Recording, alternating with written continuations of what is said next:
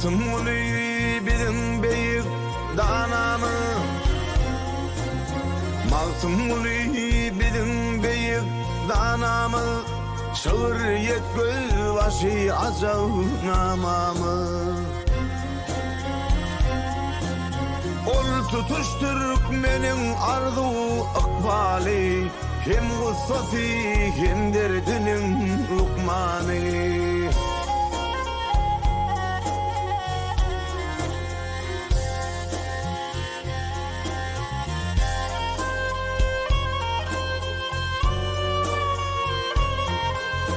Kıyılması, tolunması hıyali, hem dağdek keserdip koyun zavali.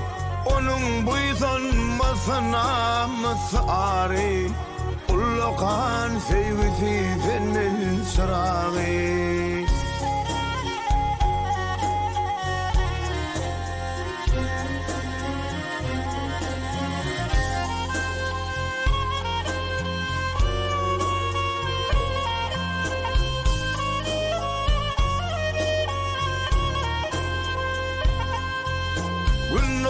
Şuurunun kamil ustası, yemme devirlerin temiz nuskası.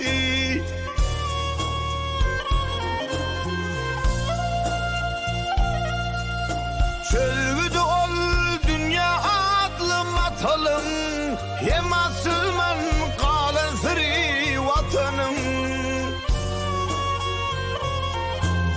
Ol ilgünün sözlertili nalası, hemem suda giş toğulan bağlası. İrsenen yıldızı yürek armani, bir adın sana yollan fermani.